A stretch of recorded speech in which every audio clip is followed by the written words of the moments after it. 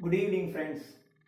இப்போ நாம பார்க்க போறது வில்லியம் வேர்ட்ஸ்வர்த் எழுதின மிக அற்புதமான கவிதை தி சாலிட்டரி ரீப்பர்.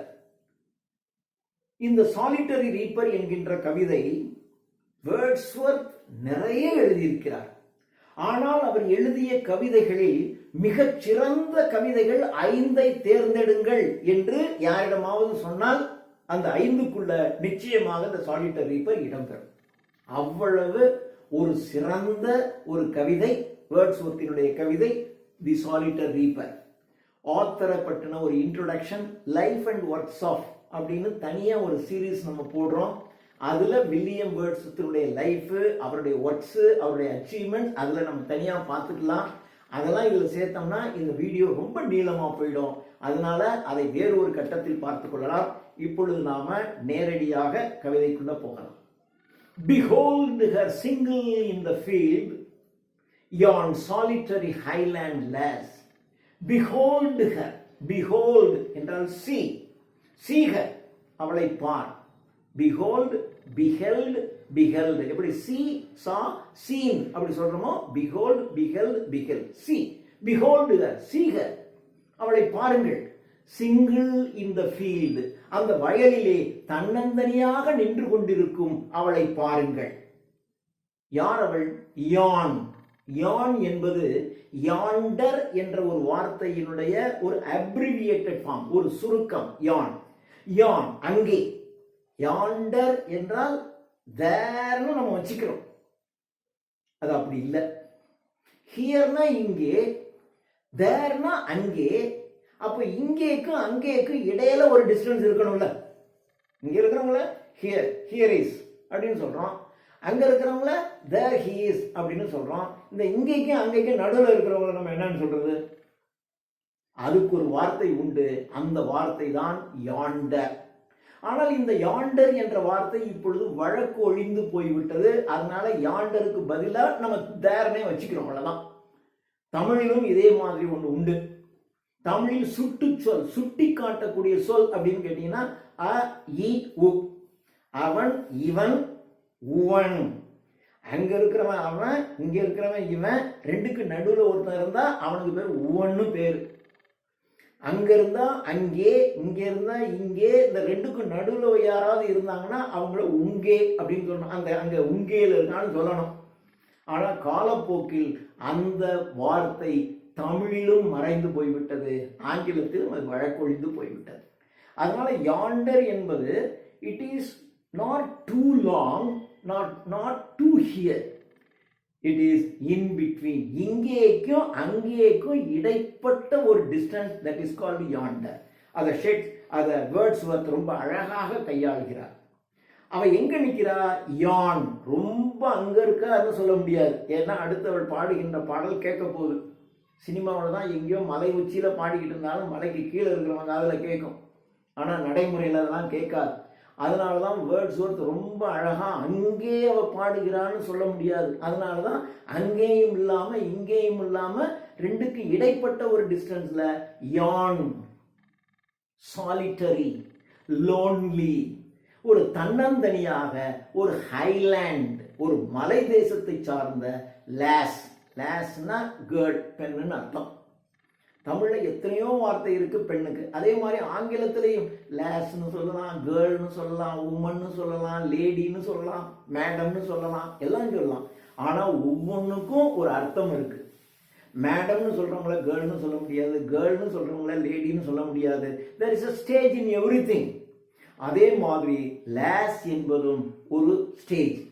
லாஸ் என்பது சமுதாயத்தில் கீழ்நிலையில் இருக்கக்கூடிய, நம்ம ஒன்றும் மரியாதை கொடுத்து சொல்லணுங்கிற அவசியம் கிடையாது, அப்படி கீழ்நிலையிலே இருக்கக்கூடிய பெண்களை குறிக்கக்கூடிய ஒரு வார்த்தை லாஸ்.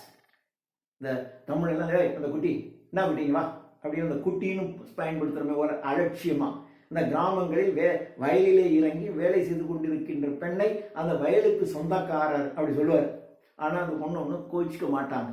இதே இது நகரத்தில் இருக்கிற பொண்ணை சொல்ல முடியுமா?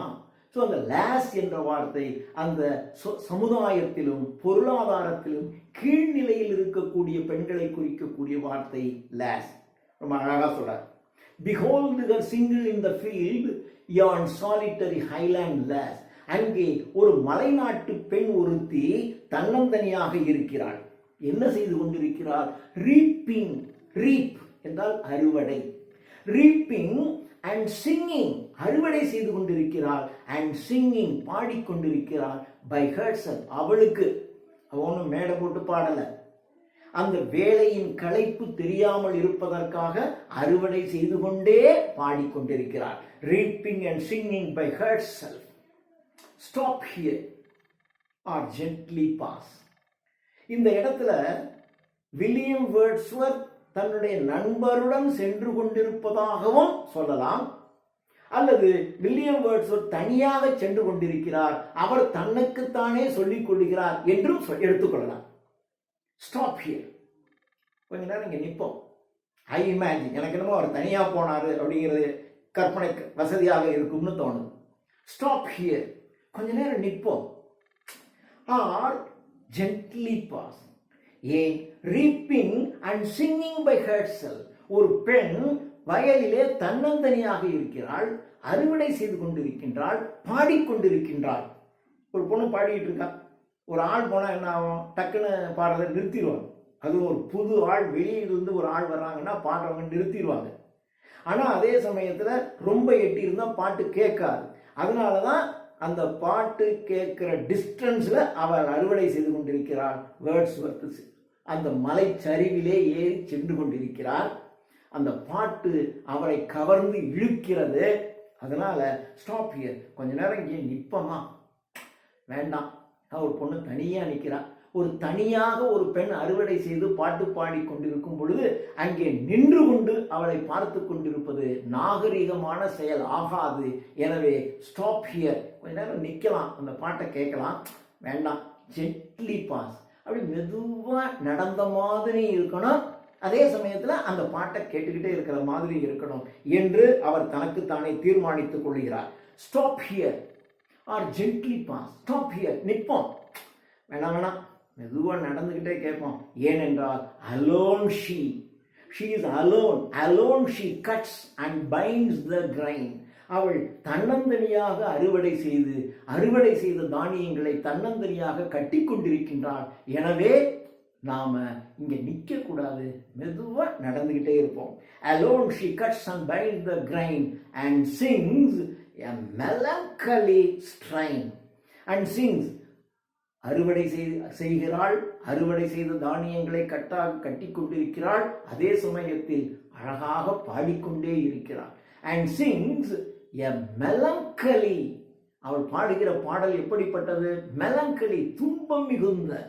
ஸ்ட்ரெயின் என்றால் சாங்னு அர்த்தம், பாடல். எஸ், ஸ்ட்ரெயின், மெலங்கலி ஸ்ட்ரெயின், ஒரு துன்பம் மிகுந்த பாடலை அவள் பாடிக்கொண்டிருக்கிறாள். ஓ லிசன், அவள் பாடலை கேட்டு பாருங்கள். ஓ லிசன், கேளுங்க. For the vale profound. Vale என்பது வேலி, VALLEY, வேலி என்றால் பள்ளத்தாக்கு.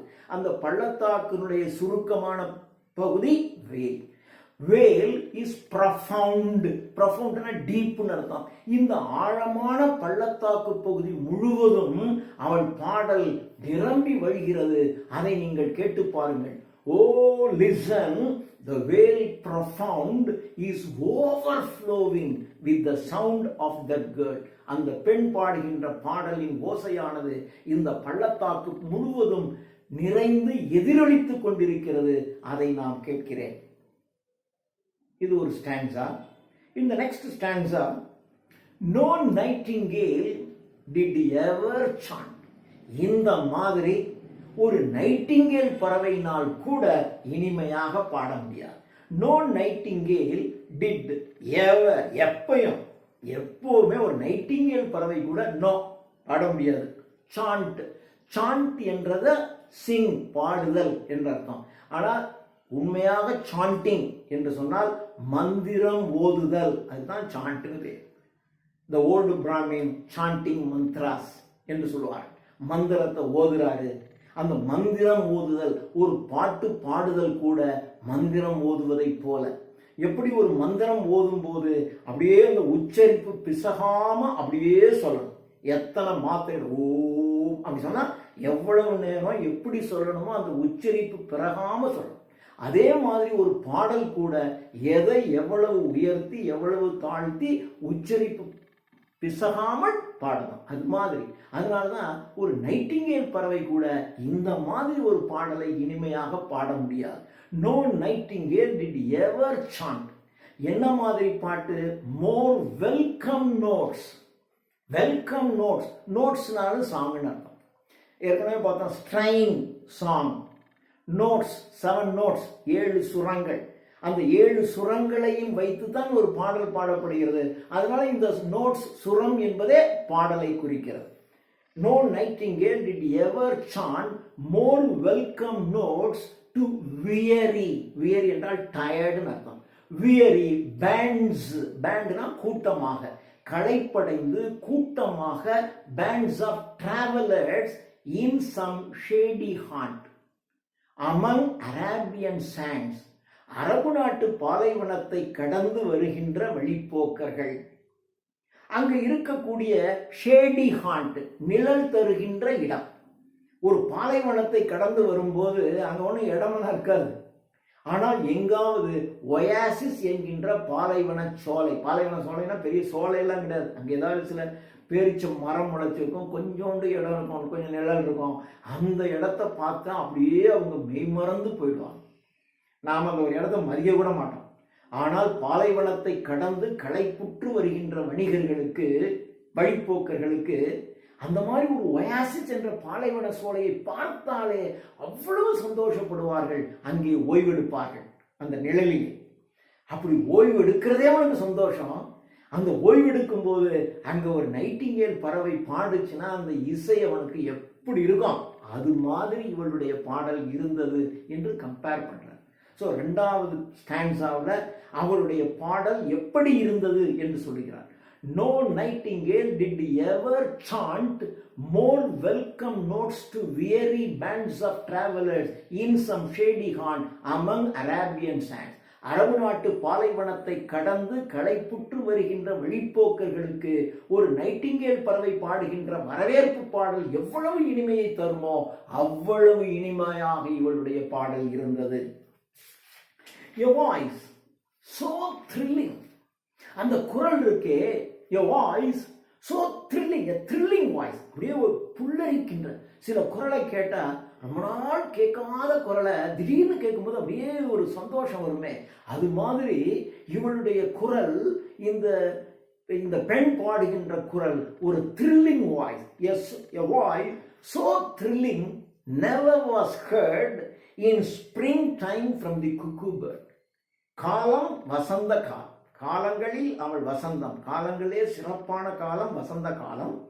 அந்த சிறந்த காலத்தில் குக்கு என்கின்ற பறவை பாடுச்சுன்னா அது எவ்வளவு சிறந்தது, அதைவிட சிறந்தது, அதைவிட சிறந்தது இவள் பாடுகின்ற பாடல். இப்படி வசந்த காலத்தில் இனிமை தருகின்ற குக்கு என்ற பாடல், பறவை பாடுகின்ற பாடலை விட இவள் பாடுகின்ற பாடல் மிகவும் சிறந்தது. A voice so thrilling never was heard in springtime from the cuckoo bird, breaking the silence of the seas among the farthest Hebrides. Far, superlative degree, farthest. Farனாவே தெரியும், ரொம்ப தூரம். My house is far away, ரொம்ப தூரத்தில் இருக்கு. அப்போ farthest அப்படின்னா வெகு தொலைவில்.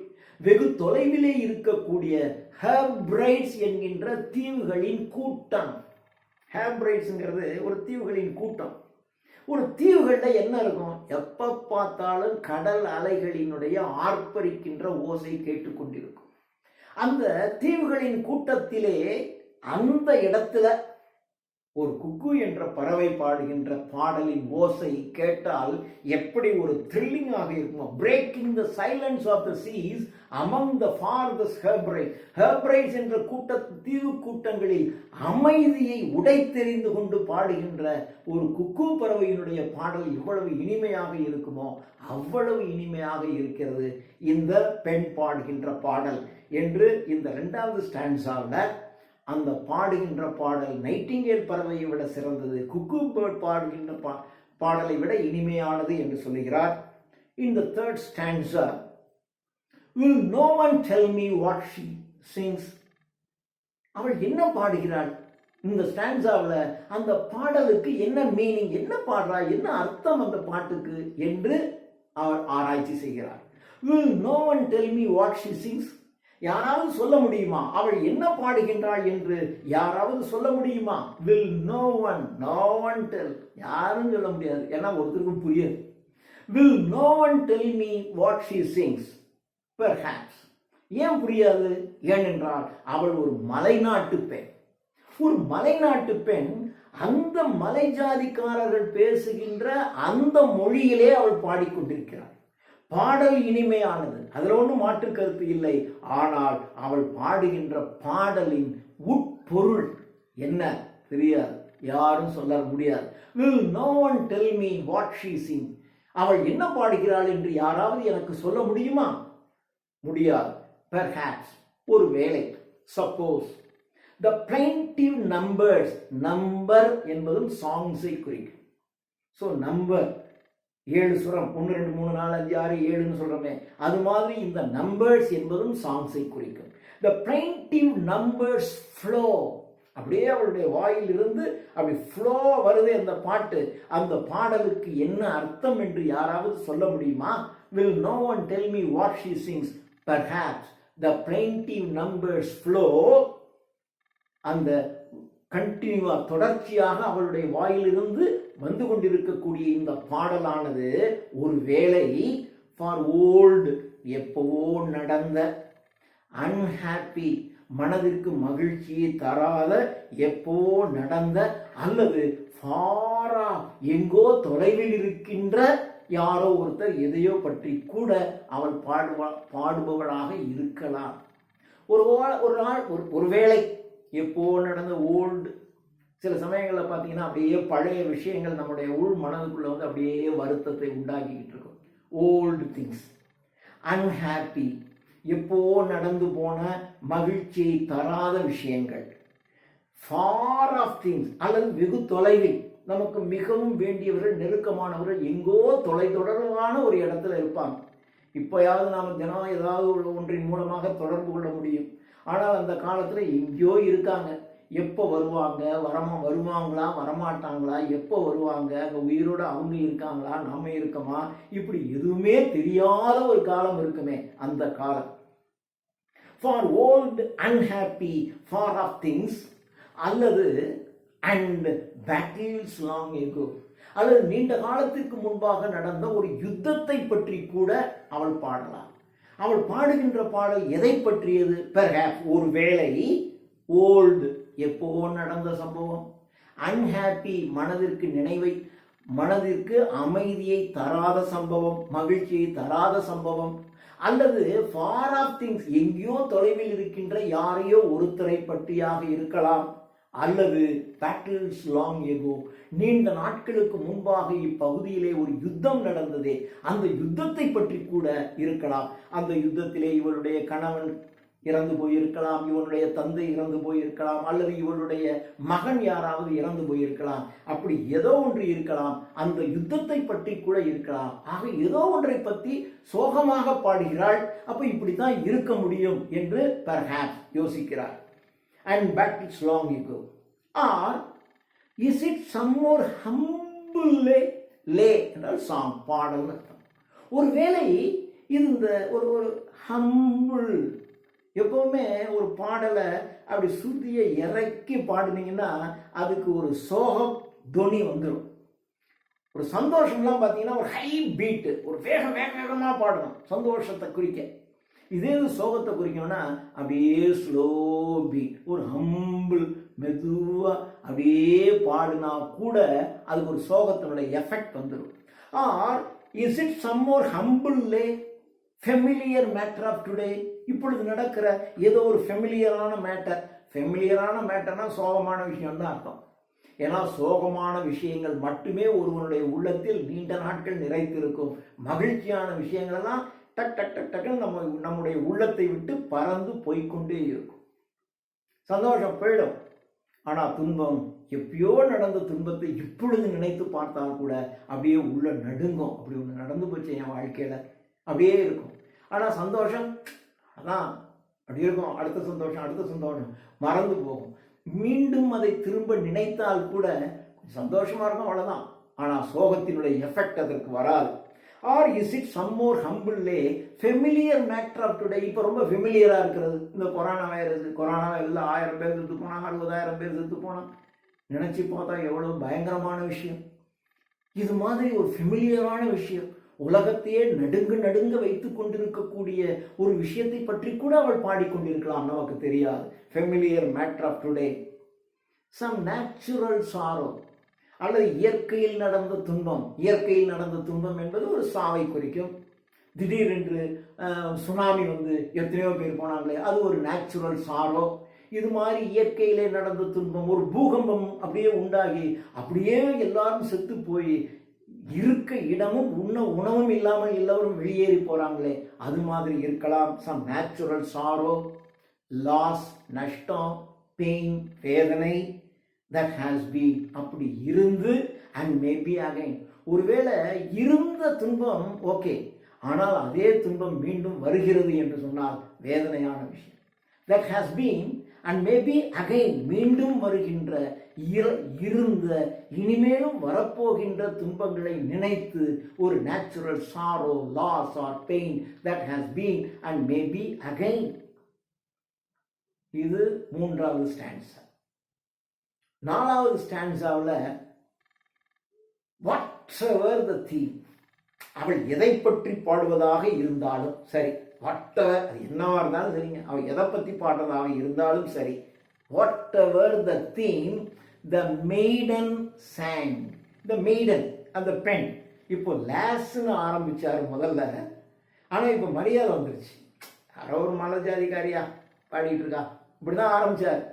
ஆனால் அந்த பாடலை கேட்க கேட்க கேட்க அதனுடைய இனிமை உள்ளத்திலே அந்த பெண்ணின் மீது அவருக்கு ஒரு மரியாதையை ஏற்படுத்தி விட்டது.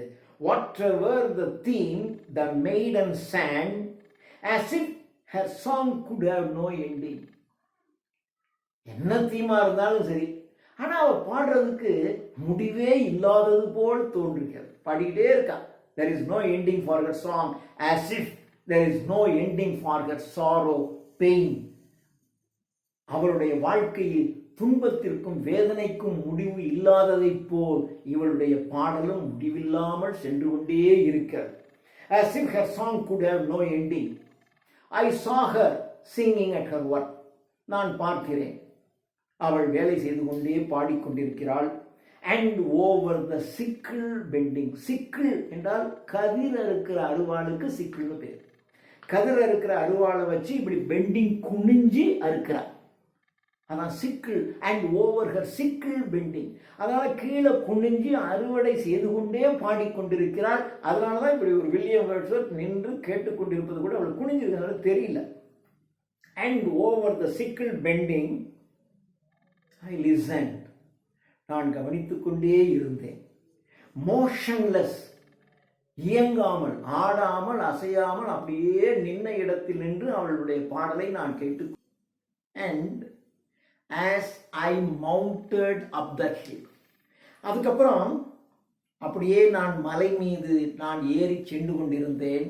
And as I mounted up the hill, the music in my heart I bore, அந்த இசையை என்னுடைய இதயத்திற்குள் தாங்கிக் கொண்டே நான் அப்படியே மலை ஏறி சென்று கொண்டே இருந்தேன். பாடிக்கிட்டே இருந்தா அப்படியே நின்று ரசிச்சு நான் கேட்டேன். அதுக்கப்புறம் அப்படியே நான் போனேன். அந்த மலை மீது நான் ஏறி சென்று கொண்டிருக்கும் பொழுது அவள் பாடிய பாடல் என்னுடைய காதலில் ஒலித்து கொண்டே இருந்தது. என்னுடைய இதயத்தில் அந்த பாடல் முழுவதும் நிறைந்திருந்தது. I listened motionless and still. Then as I mounted up the hill, the music in my heart I bore. Long after. அப்புறம் ரொம்ப நாள் கழிச்சு அந்த இதயத்திலேயே அந்த இசை இருந்துச்சு. அப்படியே எப்ப நினைச்சு பார்த்தாலும் அப்படியே அவ பாடுற அந்த பாடல் என் உள்ளத்தில் ஒலித்து கொண்டே இருந்துச்சு. லாங் ஆஃப்டர், ஆனால் ரொம்ப நாள் கழிச்சு ஐ ஹேட் நோ மோர். அதுக்கப்புறம் அந்த பாட்டு எனக்கு கேட்கல என்று சொல்லிவிட்டார். இதான் த லாஸ்ட் லைன் ஃபெஸ்ட். எதுவுமே அர்த்தம் புரிஞ்சா அது சாகிற வரைக்கும் மறக்காது. நீங்கள் படிக்கும்போதே ஏதாவது ஒன்று அர்த்தம் புரிஞ்சு நீங்கள் படிச்சிருங்க, மறக்கவே மறக்காது. சப்போஸ் ஒருத்தமே அது என்ன அப்படின்னு டக்குன்னு யாராவது ஆரம்பிச்சு விட்டாங்கன்னா எனக்கு தெரியும் அப்படின்னு டக்குன்னு வரும். ஆனால் பரீட்சைக்காக புரியாமல் நெட்டு அடிச்சிட்டிங்கன்னு வச்சுங்க, அப்படியே மனசுக்குள்ளே வெயிட்டாக இருக்கும். எக்ஸாமினேஷன் ஹாலில் போய் உட்காந்து எழுதி முடிச்சுட்டு வெளியில் வந்தால் மறந்து போயிடும். ஒரு நாள் 2 நாள் கழிச்சு ஒன்றும் தெரியாது. அப்படி ஒன்று படித்த மாதிரியே ஞாபகம் இருக்காது.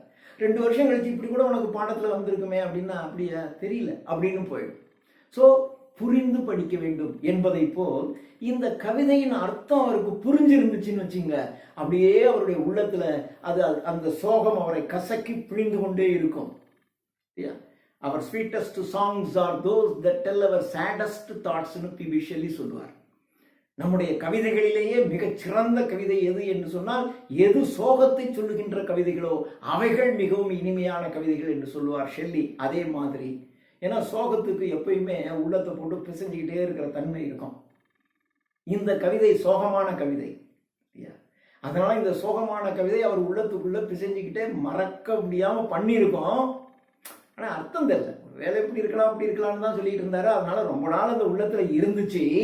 ஆனால் லாங் ஆஃப்டர், நீண்ட நெடுநாட்களுக்கு அப்புறம் அந்த பாடல் என்னுடைய இதயத்திலிருந்து போய்விட்டது என்று வில்லியம் வேர்ட்ஸ்வொர்த் முடிக்கிறார்.